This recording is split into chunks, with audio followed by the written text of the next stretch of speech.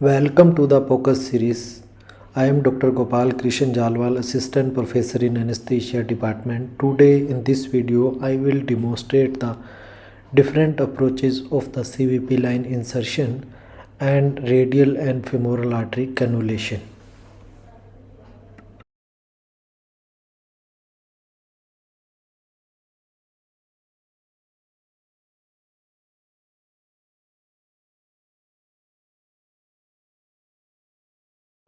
First, you have to place the high frequency linear probe just over the sternocleidomastoid muscle, and you will see two anechoic round structure.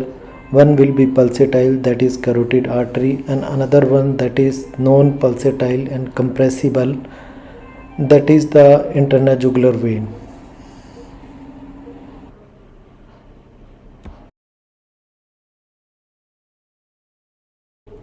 And then insert the puncture needle through out of plane technique and keeping the IJV in the middle of the screen,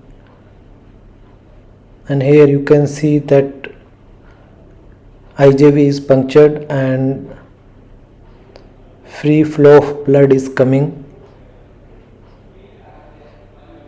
Then next step is stabilize the puncture needle through the left hand and insert the guide wire through the side port.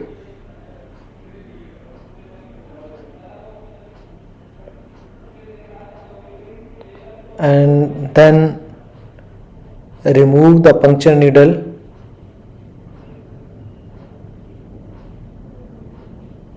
Next step is to visualize the guide wire into the IJV, first in the short axis view and then into the long axis view. Here you can see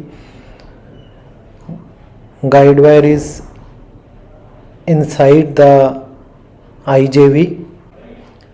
Then make a small nick at the insertion site of the guide wire and railroad the dilator over the guide wire to dilate the skin at entry site. And the next step is insert the CVP line over the guide wire and withdraw the guide wire until you see the guide wire on the other end of the CVP line.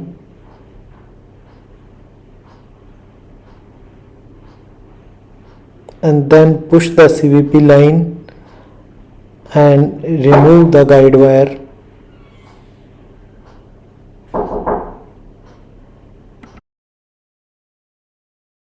And then flush all the ports after confirming the free flow of the blood.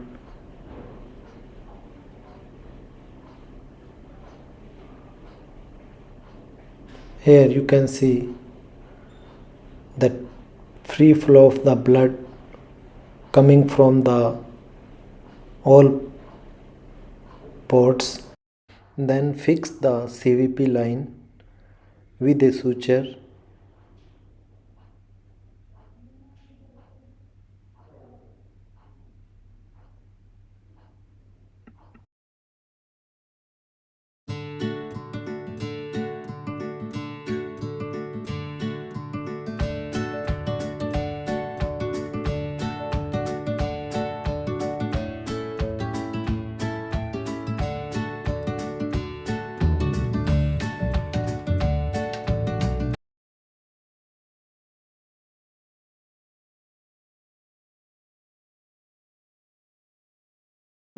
First we have to get the short axis view of the IJV and then rotate the probe keeping the IJV into the view in the long axis.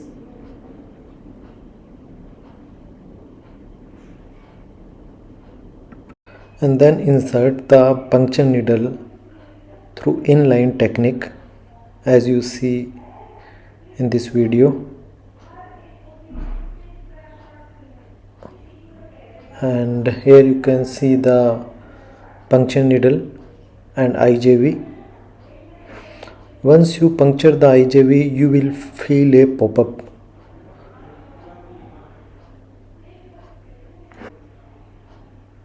So now IJV is punctured, and here you can see the free flow, and stabilize the introducer needle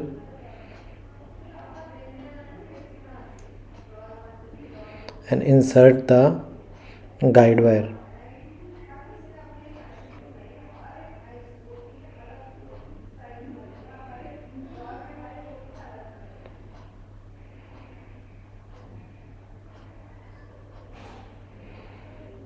And once guide wire is inserted, then remove the puncture needle.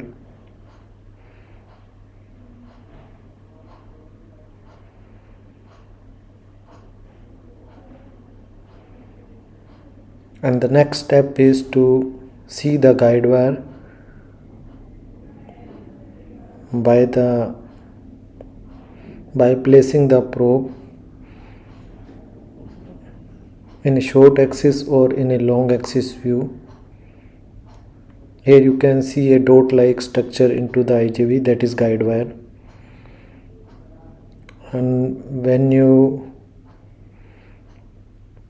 move your probe in a longitudinal direction, then you can see the guide wire.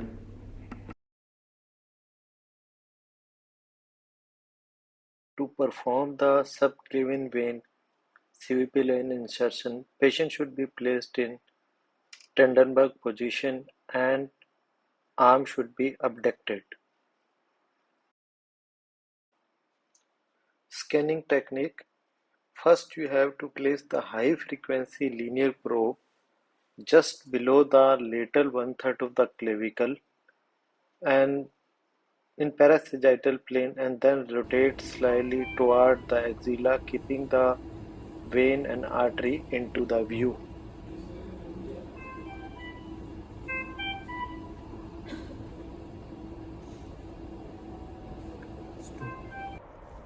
How you can differentiate between the subclavian vein and subclavian artery into the long axis view?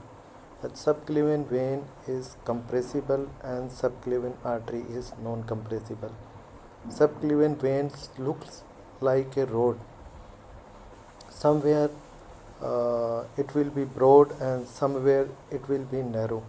But subclavian artery looks like a railway track, same width all the way in long axis view. And in subclavian vein, wall may be visible and there will be no wall in the subclavian artery. There is no pulsation in the subclavian vein, and subclavian artery always will be pulsatile.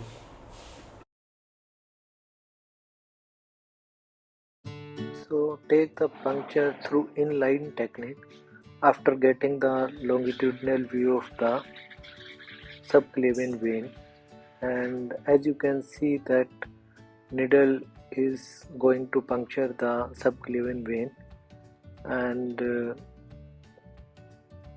pectoralis major and minor also visible over the subclavian vein. And once you will puncture the subclavian vein, you will get a pop-up loss of resistance feeling, and then introduce the guide wire through the side port of the needle and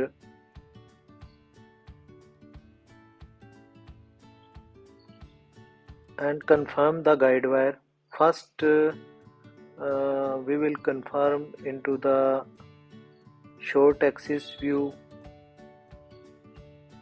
Okay, and just you can see that in the short axis view, and then you have to rotate the probe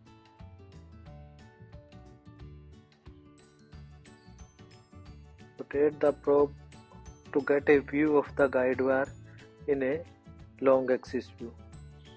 Here you can see guide wire is in the subclavian vein,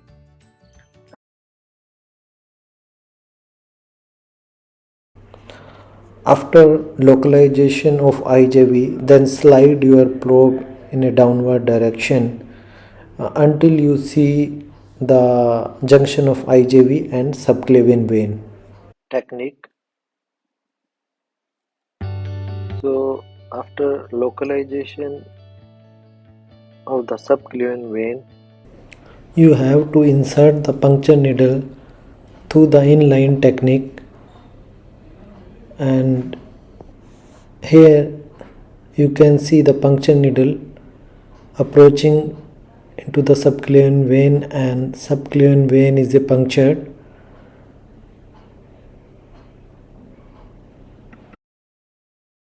Insert the guide wire through the side port,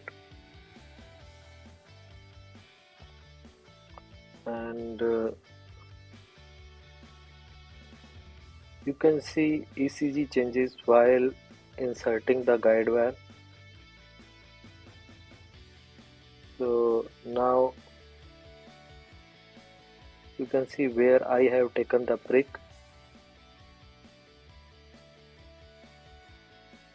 Then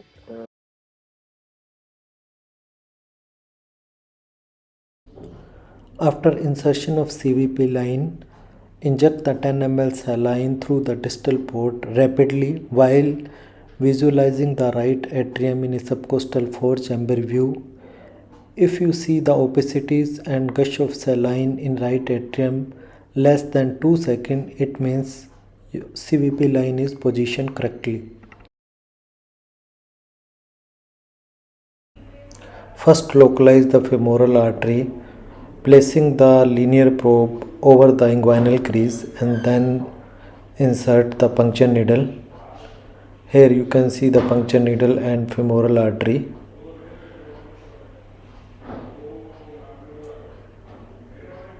And free flow is coming. Now insert the guide wire and remove the needle, and then reload the ladder cage sheath over the guide wire,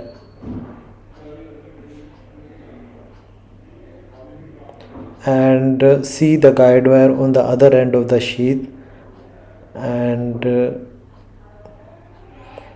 then reload the sheath and remove the guide wire and fix it.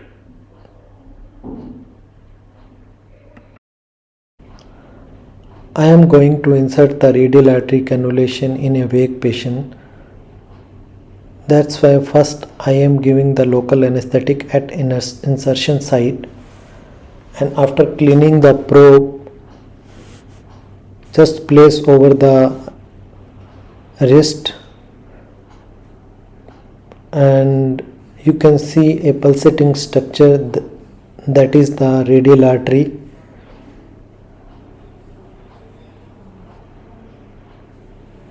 And then insert the radial artery cannula through out of plane technique.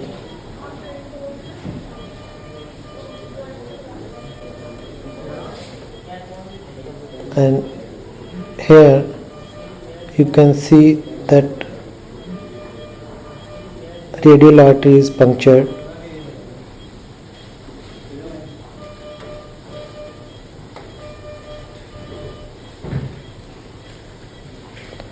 And then withdraw the stellate and advance the sheath.